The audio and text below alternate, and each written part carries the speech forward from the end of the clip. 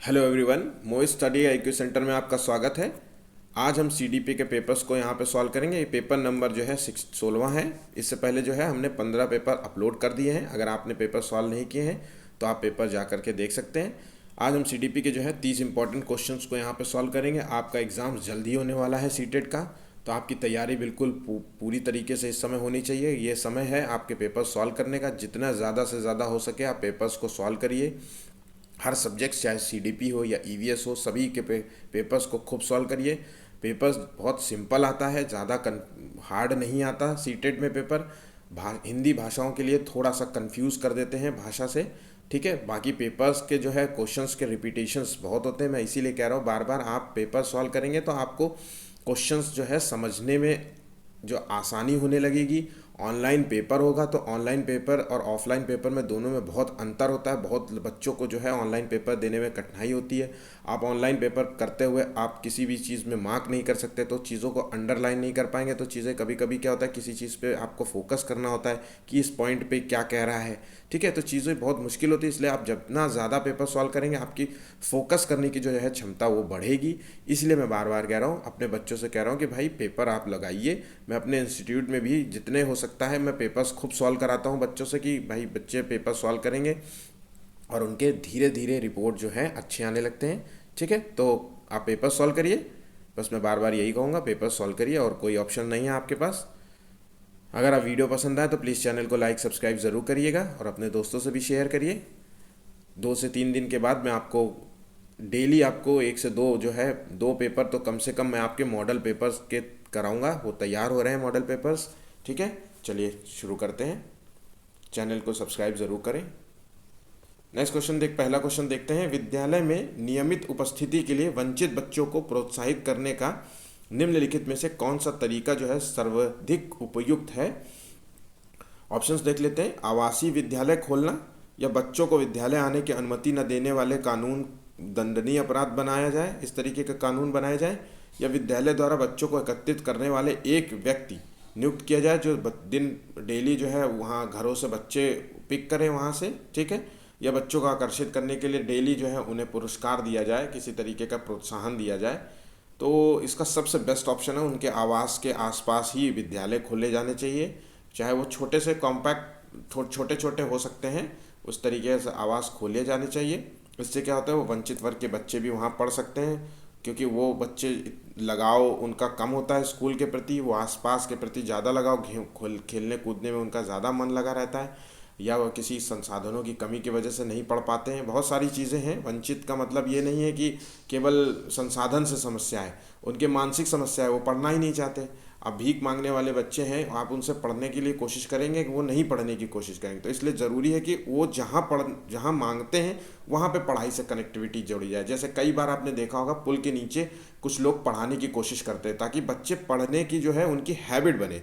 तो ये उसी से संदर्भ है ना, ठीक है, आप समझ गए होंगे। चलिए दूसरा क्वेश्चन देखते हैं। सह शैक्षणिक क्षेत्रों में निष्पादन के आधार पर शैक्षणिक क्षेत्रों में निष्पादन के स्तर को जो है बढ़ाने का औचित्य जो है किस आधार पर जो है किया जाना चाहिए। तो ये क्या है, ये हाथ से किए जाने वाले श्रम के प्रति सम्मान विकसित करता है, ये व्यक्तिगत भिन्नताओं को संतुष्ट करता है, ये हाशियाकृत विद्यार्थियों के प्रति लिए जो है प्रतिपूरक भेदभाव की नीति का अनुगमन करता है, ये सार्वभौमिक धारण को सुनिश्चित करता है। तो इसका सही जवाब है ये व्यक्तिगत भिन्नताओं को संतुष्ट करता है, ठीक है। नेक्स्ट क्वेश्चन देखते हैं। विद्यालय में जो है लिंग भेदभाव से बचने का सर्वोत्तम जो है तरीका हो सकता है तो शिक्षकों द्वारा उनके लिंग जो है पक्षपात पूर्ण व्यवहारों का अधिसंज्ञान लेना, या पुरुष एवं महिलाओं शिक्षकों को समान संख्या में भर्ती कराना, या विद्यालय में लिंग भेदभाव को दूर करने के लिए नियम बनाना और उनका कड़ाई से पालन करना, ठीक है। संगीत प्रतियोगिता में लड़कियों की अपेक्षा लड़कों का चयन अधिक करना। तो देखिए इसमें ऑप्शंस क्या हो सकता है। एक स्कूल है जहाँ पे लिंग भेदभाव होता है, जहाँ लड़का और लड़की में भेद किया जाता है कि ये कर सकती हो तुम और ये तुम नहीं कर सकते, ये सब चीज़ों का भेद करते हैं। तो इसमें इसका सबसे बेस्ट तरीका यही है कि विद्यालय में जो है इसको दूर करने के लिए कानून बनाना चाहिए, नियम बनाने चाहिए। जब आप नियम बनाएंगे चीज़ों को तो सही से उसका कड़ाई से पालन करवाना चाहिए, ठीक है। निम्नलिखित में से कौन सा सीखने के लिए अधिकतम रूप से अभिप्रेरित करता है? असफलता से बचने के लिए अभिप्रेरणा, बहुत सरल या कठिन लक्ष्यों का चयन करने की प्रवृत्ति, या लक्ष्यों को प्राप्त करने में व्यक्तिगत संतुष्टि, या बाह्य कारक? तो इसका सही ऑप्शन है लक्ष्यों को प्राप्त करने की जो है व्यक्तिगत संतुष्टि होती है।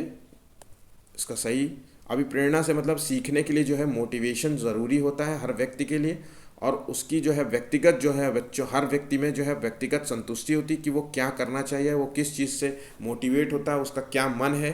ठीक है, कोई कुछ प्राप्त करना चाहता है, किसी की इच्छा कुछ और प्राप्त करने की है, तो सब चीज़ों की व्यक्तिगत संतुष्टि पर आधारित होती है सीखने का। ठीक है, चलिए नेक्स्ट क्वेश्चन देखते हैं। बुद्धि लब्धांक जो है सामान्यतः रूप से शैक्षणिक निष्पादन से संबंधित है। ठीक है, तो ये किस चीज़ से बुद्धि लब्धांक संबंधित है सामान्यतः? तो ये है उच्च निष्पादन से संबंधित है, इसका आंसर है। ठीक है, बहुबुद्धि जो सिद्धांत है, ये बहुबुद्धि सिद्धांत मतलब मल्टीपल इंटेलिजेंस की बात कर रहे हैं। निम्नलिखित निहितार्थ देता है सिवाय किस चीज़ के? यहाँ निगेटिव बात पे पूछ रहा है कि मतलब ये चीज़ नहीं है इसमें बहुबुद्धि सिद्धांत से संदर्भ में। तो विविध तरीकों से सीखने का आकलन किया जाता है, या संवेगात्मक जो है बुद्धि लब्धि से संबंधित नहीं है, या बुद्धि जो है प्रक्रमण संक्रियाओं का एक विशिष्ट समुच्चय समाधान के लिए किया जाता है। ये विषयों को विभिन्न तरीकों से प्रस्तुत किया जा सकता है। तो इसका सही जवाब है सी नंबर, ये नहीं होना चाहिए। ठीक है, बाकी सभी ऑप्शन सही हैं इसके लिए। बुद्धि लब्ध बहुबुद्धि जो है सिद्धांत है, ये मल्टीपल इंटेलिजेंस है। ये गार्डनर ने सिद्धांत प्रस्तुत किया था। इन्होंने कहा था सामान्य बुद्धि के अलावा कुछ लोगों में जो है विशिष्ट टाइप की बुद्धियाँ होती हैं, कई प्रकार की बुद्धियाँ होती हैं। 8 प्रकार की मोस्टली इन्होंने डिफाइन किया था। जैसे म्यूजिकल, जैसे म्यूज़िक का ज्ञान अच्छा होता है तो वो उसमें म्यूज़िकल क्या जो क्षमता ज़्यादा होगी अन्य की अपेक्षा, या किसी में जो है स्थान को समझने की क्षमता अच्छी होती है, जो आर्किटेक्ट घर बनाते हैं, है ना, आपके घर का जो इंटीरियर डेकोरेशन करते हैं, या खेल कूद में जो है कुछ लोगों में अच्छी काबिलियत होती है, जैसे सचिन तेंदुलकर, विराट कोहली, है ना, और जो हुसैन बोल्ट थे जो दौड़ने वाले सबसे फास्टेस्ट जो है रनिंग करते हैं। तो ये सभी चीज़ें गुण उनके सबके अंदर अलग होते हैं, तो ये उसी से संबंधित है चीज़ों को। ठीक है, इसमें विभिन्न तरीकों से सीखने का आकलन किया जाता है। शिक्षक के अलावा निम्नलिखित सभी को करते हुए समस्या समाधान को विद्यार्थियों के लिए मज़ेदार बना सकता है। ऑप्शंस देख लेते हैं। सृजनात्मक चिंतन के लिए असीमित अवसर उपलब्ध कराने, जब विद्यार्थी स्वयं से कोई कार्य करने की कोशिश कर रहे हों तो उनसे परिपूर्णता की अपेक्षा करने, और मुक्त अंत वाली सामग्री उपलब्ध कराने, या मुक्त जो है खेल के लिए समय देने। तो यह है जब विद्यार्थी जो है स्वयं कोई कार्य करने की कोशिश कर रहे हो तो उन्हें परिपूर्णता की अपेक्षा करनी चाहिए। उन्हें गलतियां करने पर उन्हें प्रेरित करना चाहिए कि वो बेटा तुम कर सकते हो इन चीज़ों को। ठीक है, मोटिवेशन बहुत ज़रूरी होता है बच्चों में। ठीक है, तो इससे बच्चों में जो है समाधान समस्या बढ़ती है, वो समाधान की जो है समस्या समाधान करने में उनको आसानी होती है, उनके सीखने की क्षमता बढ़ती है, संवेगात्मक जो है बच्चों का विकास बढ़ता है। ठीक है, इस सिंपल तरीक़ों से ही चीज़ों को समझिए, बिल्कुल कॉम्प्लिकेट रूप में मत सोचिए कि बहुत ज़्यादा मुझे इसमें कोई बहुत बड़ा इसमें रोल अदा करना है, समस्या समाधान है तो मुझे पता नहीं क्या जान लेना चाहिए।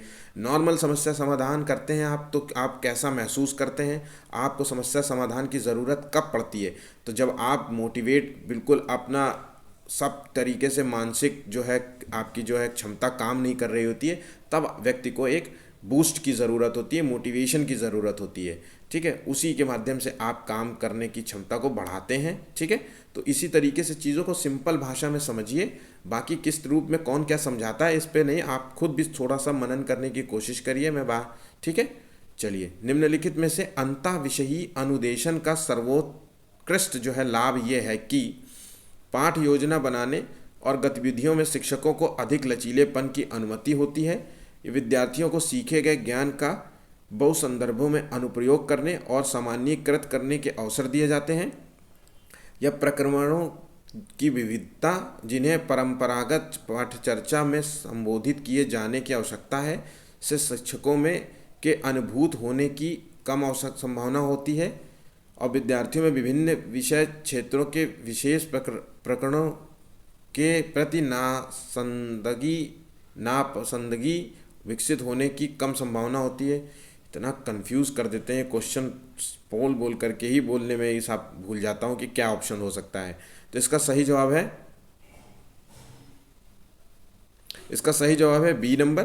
विद्यार्थियों को सीखे गए ज्ञान का बहु संदर्भों में प्रयोग करना आना चाहिए। जो भी बच्चे ने सीख रखा है उसका यूज़ करना उसको सही से आना चाहिए, कि वो ऐसा नहीं है कि उसने केवल कोई चीज़ सीख रखी है। जैसे मान लीजिए स्कूटी चलाना सीख जानता है बच्चा छोटा, वो बाइक साइकिल चलाना जानता है, तो वो दूसरे खेल खेलना नहीं जानता हो, चीज़ों को समझ ना पाए कि ये क्या है, कैसे चलना है, किस तरीके से करना है काम।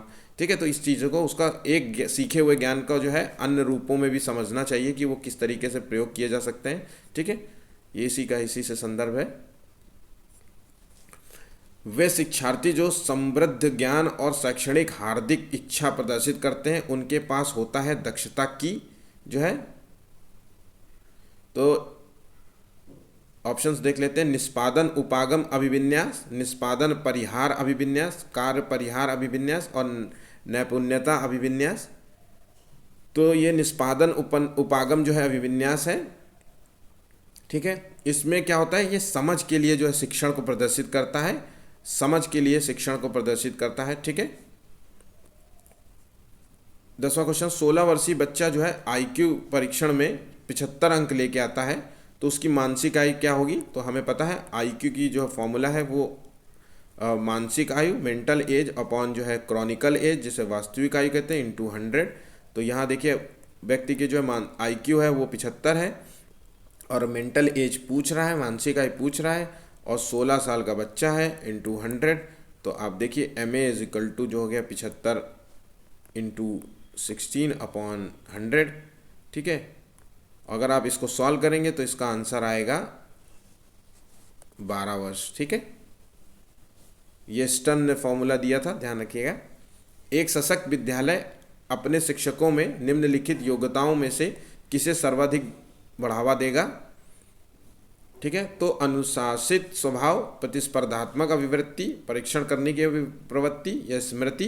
देखिए एक अच्छा स्कूल जो है बच्चों में जो है प्रतिस्पर्धात्मक जो है कंपटीशन जो है उसकी अभिवृत्ति उसके अंदर डेवलप करेगा, ताकि वो चीज़ों को कंपटीशन दो बच्चों में जो है सामान्यता जो है कंपटीशन करने की क्षमता हो। ठीक है, नेक्स्ट क्वेश्चन देखते हैं। सीखने संबंधी जो है निर्योग्यताएं सामान्यतः औसत से श्रेष्ठ बुद्धि लब्धि वाले बच्चों में पाई जाती है। लड़कियों की तुलना में अधिकतर लड़कों में पाई जाती है। अधिकतर जो है उन बच्चों में पाई जाती है जो शहरी क्षेत्रों की अपेक्षा ग्रामीण क्षेत्रों से संबंध रखते हैं। उन बच्चों में पाई जाती है विशेषता जिनके पैतृक जो है अभिभावक इस प्रकार की समस्याओं से ग्रसित होते हैं। तो इसका समझ जो सीखने संबंधी नियोग्यता समानता उनमें पाई जाती है जो जिनके जो है माता पिता में जो है इस तरीके की समस्याएं होती हैं। ठीक है,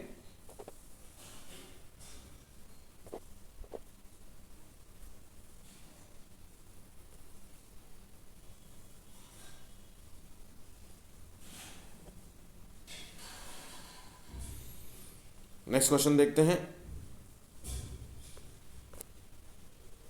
भाषा के अर्थ की सबसे छोटी इकाई कौन सी है। तो ये रूपिन, संकेत प्रयोग विज्ञान, स्वनिम या वाक्य। इसका सही जवाब है स्वनिम जो है ये भाषा की सबसे छोटी इकाई होती है। किसी कही गई बात का और उस आने वाली जो अब जो आप कहने वाली बात है उसके बात का अंतर स्पष्ट किया जाता है। इन दोनों के बीच में कही गई बात और कही जाने वाली बात का अंतर स्पष्ट किया जाता है स्वनिम में। ठीक है, एक बच्चा जो ग्रस्त है वर्ड लिखता है 100 को जो है वाज लिख देता है और न्यूक्लियर को अनक्लियर लिख देता है और इसमें अंतर नहीं समझ पा रहा है, तो वो किस विकार से पीड़ित है। तो ये ऑप्शन देख लेते हैं। डिसलेक्सिया शब्द जगनिंग विकार और डिसलेक्समिया और डिस्मोर्फीमिया। ठीक है, तो ये इसका सही जवाब है डिसलेक्सिया। ठीक है, इसमें बच्चे को जो है शब्द ज्ञान का थोड़ा सा कन्फ्यूज़न रहता है बच्चा, आमतौर पे ये कोई रोग नहीं है, ध्यान रखिएगा, ये कोई रोग नहीं है, विकार है। आने वाले समय में टाइम टू टाइम तो है सही हो जाता है। 1 से 5 साल के बच्चों में ये सामान्यता पाया ही जाता है। चिंतन के सूचना प्रक्रमण सिद्धांत में निम्नलिखित चरण आते हैं। कौन कौन से चरण आते हैं? प्रक्रिया क्रियान्वयन, प्रक्रिया चयन, श्रेणीकरण या पूर्व प्रक्रमण। तो इसका सही जवाब देखिए क्या है, इसको श्रेणीबद्ध करना है। तो पहले नंबर पे आएगा पूर्व प्रक्रमण, फिर दूसरे नंबर पे आएगा श्रेणीकरण करना, उनको सीरीज पे लगाना, फिर प्रक्रिया जो है चयन करना तीसरा होगा, और चौथा होगा उनका क्रियान्वयन करना, इम्प्लीमेंटेशन करना। ठीक है, तो इसका ऑप्शन है डी नंबर। ठीक है, ग्रे अंकों से कैसे अलग है? ये प्रश्न निम्न में से किस प्रकार से प्रश्नों से संबंध रखता है? अपसारी और विश्लेषणात्मक, मुक्त अंत, समस्या समाधान। तो उसका सही जवाब है विश्लेषणात्मक रूप से ये संबंध रखता है। देखिए, जो इस समय वर्तमान में जो ग्रेडिंग अंक प्रणाली चल रही है, वो अंक मार्क्स ना दे करके ग्रेडिंग दिए जाते हैं एग्ज़ाम्स में। ठीक है, आप जब पेपर देते हैं तो ग्रेडिंग सिस्टम लागू है इस समय। तो बच्चों को नंबर ना दे करके ग्रेड दिए जाते हैं। ओ जैसे A, B, C, D इस टाइप की ग्रेड होते हैं, 7 ग्रेड में बांटा गया है। ठीक है, तो चलिए नेक्स्ट क्वेश्चन देखते हैं। ध्वनि संबंधी जागरूकता निम्नलिखित में से किस क्षमता से संबंधित है?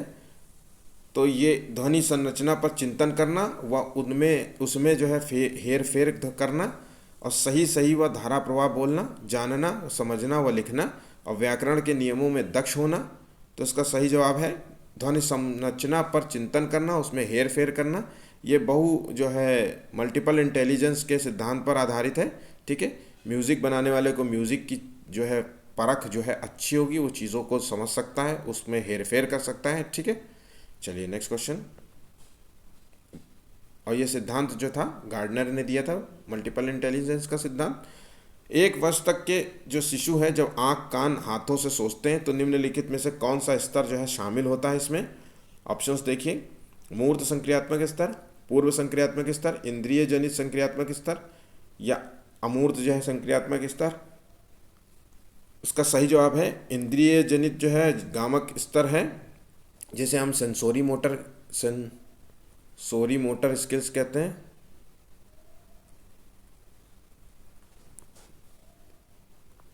ठीक है, इसमें क्या होता है, बच्चा जो है आँख हाथ कान स्पर्श के माध्यम से सोचता है वो चीज़ों का, क्योंकि बच्चा इस एज में 0 से 2 साल की एज में बच्चा जो है बोल नहीं सकता, तो उन चीज़ों को स्पर्श के माध्यम से वो चीज़ों को समझने का प्रयास करता है। ठीक है, ये पियाजे की 4 अवस्थाओं में से पहली अवस्था है। नेक्स्ट क्वेश्चन देखते हैं। प्रतिभाशाली शिक्षार्थियों को से डॉट डैट से जुड़े प्रश्नों पर अधिक समय देने के लिए कहा जा सकता है? स्मरण, समझ, सर्जन और विश्लेषण के लिए। तो ऑप्शंस है इसका सर्जन करने के लिए। ठीक है, सी नंबर है इसका। ऐसे बच्चों के लिए कुछ कठिन या जो प्रतिभाशाली बच्चे होते हैं उनको कनेक्ट करने के लिए स्कूल में जो है ऐसे बच्चों को कुछ कठिन व जटिल टाइप के जो है सिलेबस का निर्माण करना चाहिए, ताकि वो पढ़ाई में मोटिवेट हो सके, उनको आत्मसंतुष्टि मिल सके कि वो भाई बच्चे क्या होते हैं कि अगर सामान्य बच्चों की तरह उनको सिलेबस देंगे तो वो अपने आप को सोचेंगे कि मुझे तो इतना आता है, ये तो नॉर्मल है, तो वो पढ़ाई में मन नहीं लगा पाएंगे। ठीक है, इसलिए उनके लिए थोड़े से कठिन क्वेश्चंस को देना बहुत ज़रूरी होता है। ठीक, प्रवाहपूर्णता, व्याख्यता, मौलिकता और लचीलापन किस चीज़ से संबंधित तत्व हैं? प्रतिभा से, अपसारी चिंतन से, गुण के या त्वरण के?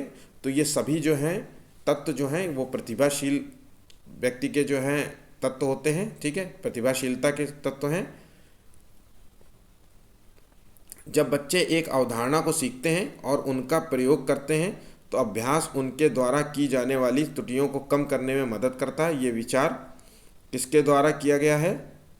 ई थॉर्नडाइक, जीन पियाजे, J.B. वॉटसन या लेव वाइगोस्की। तो इसका सही जवाब है अभ्यास का नियम जो है, देखिए सिंपल सा है, अभ्यास का नियम जो है थॉर्नडाइक ने दिया था। इन्होंने 3 नियम दिए थे। अभ्यास का नियम, और प्रभाव का नियम, तत्परता का नियम।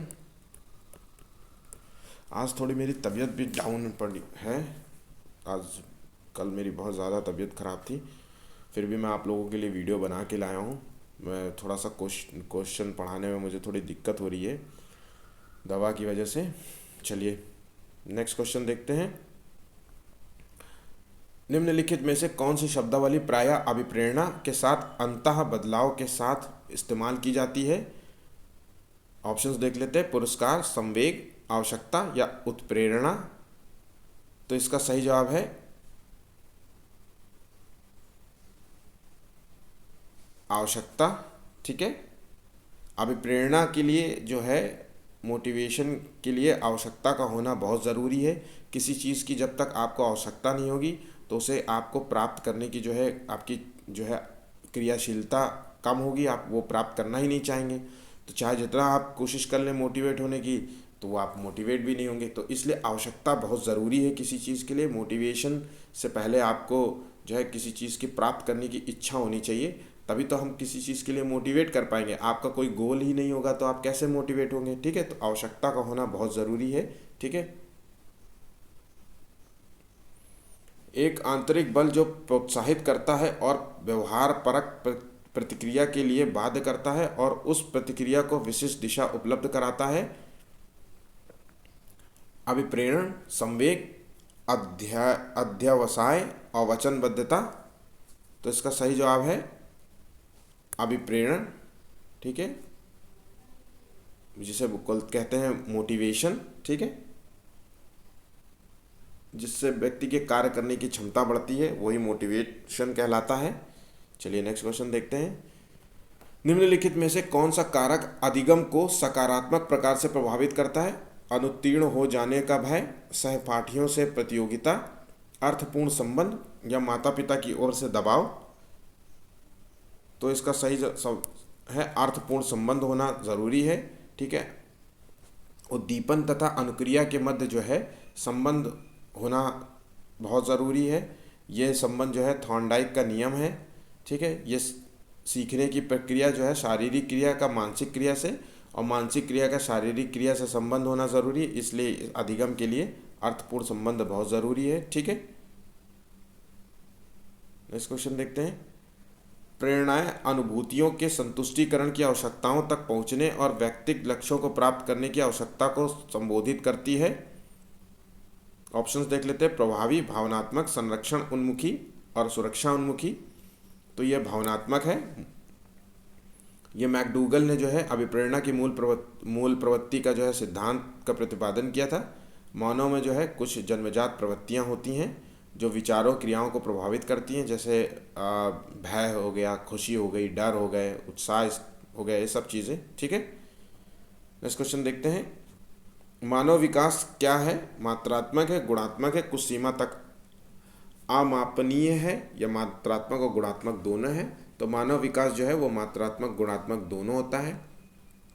शारीरिक भी होता है, मानसिक भी होता है। ठीक है, तो गुणों में के रूप में भी होता है मात्रात्मक, जैसे शारीरिक जो है हम देखते हैं विकास को, और गुणात्मक में जो है मानसिक विकास आते हैं। ठीक है,